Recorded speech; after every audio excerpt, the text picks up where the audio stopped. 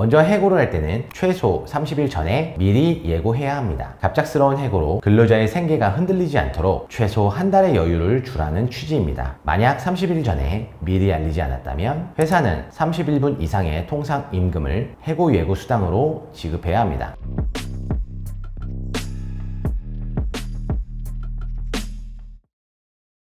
안녕하세요. 노사의 법률 방패 노동법 전문 유호상 변호사입니다. 제가 노동법 사건을 많이 하다 보니 해고와 관련해서도 상담 문의를 자주 받게 되는데요. 이번 영상에서는 근로계약을 종료할 때 반드시 지켜야 할 법적 절차에 대해서 말씀드리겠습니다. 먼저 우리나라 노동법에서는 사용자가 일방적으로 직원을 해고하는 것을 매우 엄격하게 제한하고 있습니다. 아무리 회사 사정이 어렵더라도 또 마음에 들지 않는다는 이유만으로 직원을 내보낼 수는 없습니다. 물론 그렇다고 회사를 운영하는 입장에서 문제가 있는 직원을 계속 고용할 수도 없겠죠. 결국 꼭 필요한 경우라면 법으로 정해진 절차를 통해 근로관계를 종료해야 나중에 문제가 없습니다. 먼저 근로자를 해고하려면 정당한 이유가 있어야 합니다. 여기서 정당한 이유라는 것은 사회통념상 근로계약을 도저히 계속할 수 없을 정도로 근로자에게 책임 있는 사유를 말합니다. 쉽게 말해 누가 봐도 함께 일하기 어렵다고 인정될 만큼 중대한 이유가 있어야지 해고가 정당화된다는 것이죠. 예를 들어 어떤 직원이 업무 성과가 많이 안 좋고 동료들과 계속해서 마찰을 일으킨다면 어떨까요? 개선은커녕 오히려 다른 직원들에게 욕설까지 하거나 자기 일을 떠넘겨서 팀 분위기를 해치는 상황이라면 회사 입장에서는 고민이 될 수밖에 없습니다. 이런 상황이 해고 사유가 될 수도 있습니다만 사실 이것만으로는 정당한 해고로 인정받기 어려울 가능성도 있습니다. 해당 직원에게 개선의 기회를 충분히 주었는지 교육이나 경고 조치를 거쳤는지 등을 종합적으로 고려하기 때문인데요. 따라서 사용자 입장에서는 근로자에게 문제가 있더라도 곧장 해고보다 주의를 준다거나 시정 기회를 주고 그 기록을 남겨두는 것이 중요합니다. 또 한 가지 주관적이거나 추상적인 이유는 정당한 해고 사유로 인정되지 않습니다. 예컨대 그 직원이 마음에 안 든다, 일에 집중을 못하는 것 같다, 동료들과 어울리지 못한다 같은 막연한 평가는 해고 사유로 인정받기 어렵습니다. 그렇기 때문에 정당한 해고로 인정받기 위해서는 반드시 구체적이고 객관적으로 문제가 되는 행위를 확인하고 그에 대한 증빙을 문서화해 두어야 합니다. 그래야 나중에 분쟁이 생겼을 때 정당성을 입증할 수 있습니다. 회사의 내부 규정이나 취업 규칙에 해고 사유를 정해놓은 경우도 있죠. 예를 들어 형사처벌을 받으면 해고한다거나 음주운전으로 벌금형 이상 받으면 해고한다 같은 조항들이 있을 수 있는데요. 하지만 이런 사내 규정이 있더라도 법적인 정당성은 별도로 판단됩니다. 실제로 음주운전 벌금형의 경우 그 행위가 업무와 밀접한 관련이 있는지 또는 그 행위로 인해 업무관계를 도저히 지속하기 어려울 정도의 손해나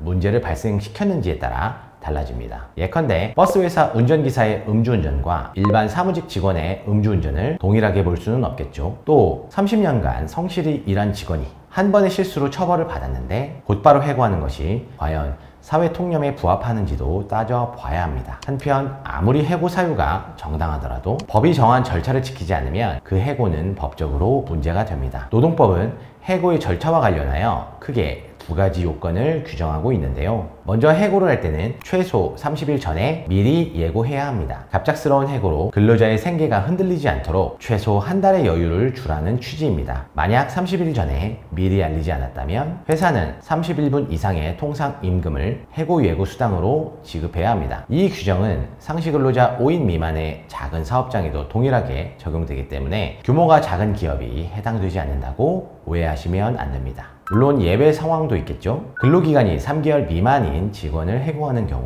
천재지변 등 불가항력적인 사유로 사업을 더 이상 지속할 수 없는 경우, 근로자가 고의로 회사에 막대한 지장이나 재산상 손해를 끼친 중대한 경우에 해당한다면 예고 없이 즉시 해고할 수 있겠습니다. 두 번째로 해고 통지는 반드시 서면으로 해야 합니다. 해고 통지서에는 해고의 이유와 해고 일자를 명확히 적어 근로자에게 줘야 합니다. 단순히 구두로 내일부터 나오지 마세요라고 통보하는 것은 법에 위반된다고 생각하시면 됩니다. 특히 근로자 5인 이상 사업장의 경우 이러한 서면 통지 의무를 위반하면 설령 해고 사유가 정당하더라도 절차 위반으로 부당 해고가 될 수 있으니 주의해야 합니다. 해고는 사용자인 사장님들에게도 쉽지 않은 결정이고 근로자에게는 생계가 걸린 중대한 일입니다. 만약 부당해고 이슈가 생긴다면 근로자 입장에서는 우선 지방노동위원회에 부당해고 구제 신청을 할 수 있고, 노동위원회 판단에 만족하지 못하면 중앙노동위원회 재심과 법원 소송으로 이어갈 수 있습니다. 또는 처음부터 바로 법원에 해고 무효 확인 소송을 제기할 수도 있습니다. 만약 부당해고로 최종 판정이 나면 법적으로 그 해고는 무효가 됩니다. 그러면 회사는 해고당한 직원에게 해고 기간 동안의 임금을 모두 지급해야 합니다. 게다가 노동위원회는 해당 직원의 복직을 명할 수도 있습니다. 또한 해고 기간이 무효로 인정되면 그 기간도 계속 근무한 것으로 보기 때문에 퇴직금 산정 시 근속 기간에 포함되는 등 추가적인 비용 부담도 생길 수 있습니다. 결국 잘못된 해고 하나 때문에 회사는 경제적으로나 조직 운영 측면에서 큰 대가를 치르게 되는 셈이죠. 그렇기 때문에 특히 해고를 고려 중인 사용자분들은 오늘 말씀드린 부분을 다시 한번 시청해 주시고, 부득이하게도 해고를 해야 되는 상황이라면 반드시 전문가의 도움을 받아 꼼꼼하게 체크해 보시길 바랍니다. 오늘 영상도 도움이 되셨다면 구독과